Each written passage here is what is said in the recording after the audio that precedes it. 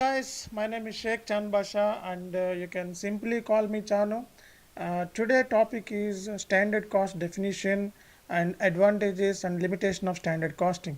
So before going to explaining all these things, I'll let you know what is standard cost and you're gonna look at what is standard cost now. Standard costing is an important subtopic of cost accounting. So standard costs are usually associated with manufacturing companies' cost of direct material, direct labor, and manufacturing overheads. So a standard cost has been described as a predetermined cost. Just remember this word, it is a predetermined cost, an estimated future cost, an expected cost, a budget unit cost, a forecast, it should be a cost. So standard costs are often a part of manufacturer's annual profit plan and operating budgets. So standard costs are also called predetermined cost, estimated cost, and expected cost, and a budget unit cost, and also called as forecast cost. So it is a main thing in a manufacturer's annual profit plan and operating budgets. Standard costing is an accounting technique that some manufacturers use to identify differences or variances between the actual cost of goods that were produced and the cost that should have occurred for those goods. So the cost should have occurred for actual goods output are known as standard cost. Standard cost is likely integrated with manufacturer's budget, that is profit plan and master budget for an accounting year, and involve the product cost, direct material, direct labor, and manufacturing overheads.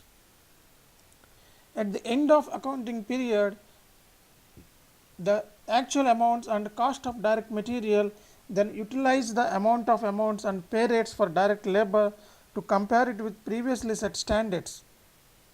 When you compare the actual cost to the standard cost and examining the variance between them, it allows managers to look forward to improve cost control, cost management, and operational efficiency. This comparison of actual cost with standard cost is called as variance analysis, and it is vital for controlling cost and identifying ways for improving efficiency and profitability. If actual cost exceed the standard cost, it is unfavorable variances. On the other hand, if actual cost is less than the standard cost, it is a favorable variance. So variance analysis usually conducted for direct material cost, direct labor cost, overhead cost. So the use of standard costing is useful for MIS, profit planning, inventory control, product pricing, decision making, cost control. Both standards budgets are concerned with setting performance and cost levels for control purpose. So they are similar in principles, although they are different in scope. Standards are unit concept, so they apply to particular products, to individual operations or process.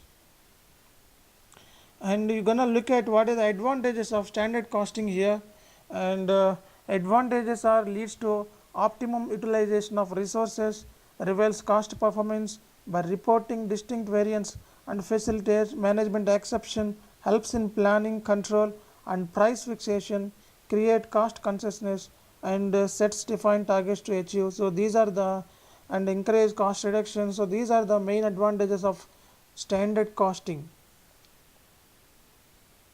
And you're gonna look at what is the disadvantages of standard costing or limitations are here.